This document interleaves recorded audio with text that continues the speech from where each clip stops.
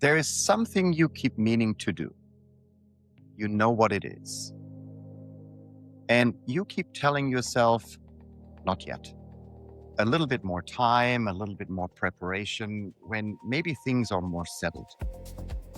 I want to tell you something I've learned from working with some of the most driven creative people I know. It's never about time. The real reason you're not doing the thing is that you need to know how it's going to go before you're willing to begin.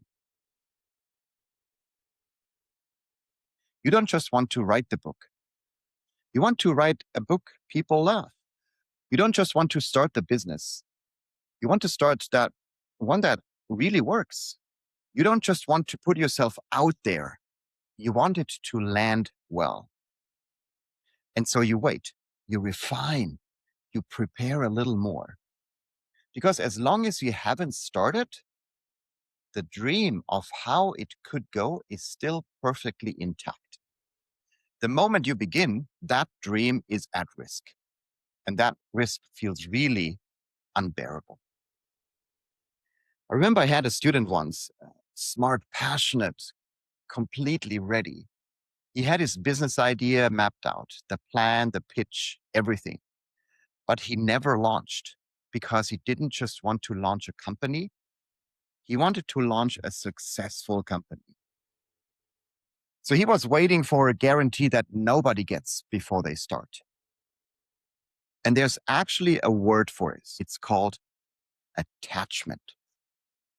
Attachment to the outcome, to how it has to go before you're willing to begin. And the moment you see it for what it is, you can finally let it go. Because here's what I've realized. There are things in life that are completely within your control and things that are not. The doing is yours, always. The outcome never was. So you can write the book. You cannot control whether it becomes a bestseller. You can record the video. You cannot control whether it goes viral. You can launch the business. You cannot control whether the market is ready. You can send the message. You cannot control whether they write back. You can show up with everything you have. You cannot control how it lands. And when we make the doing conditional on the outcome going well, we freeze. We wait. We never begin. Not because we are lazy, not because we don't care, because we care too much about something we never meant to control. So I remember I learned this not from a book. I learned it on an archery range. Recently, we were camping with family and friends, kids running around everywhere between the targets. And at some point, the instructor said something I haven't forgotten since. He said, your only job is everything before the release, the stance, the breath, the aim. That's yours, completely yours. But the moment the arrow leaves the bow, it belongs to the world.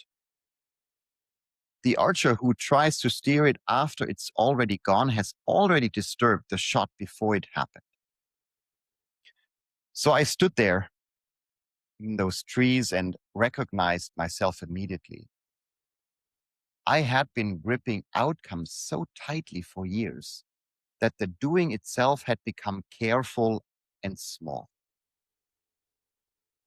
Writing with one eye on the page and one eye already on how people would receive it. The work that actually reaches people is never made that way. It's made with full presence, full commitment to the doing itself, and then released without conditions. So here's what I want to ask you to do. Think of your thing, the one you keep meaning to do. What outcome are you holding on to? What has to go well before you allow yourself to begin? Just name it. Say it out loud or write it down. And then this week, try one thing. Take one real step toward it. Not because the outcome is certain, not because you're ready, not because you have guarantee, just for the doing itself. The future doesn't start when everything is guaranteed. It starts from the moment you let go. And it starts from within. I'm Frederik, and this is NEXTletter.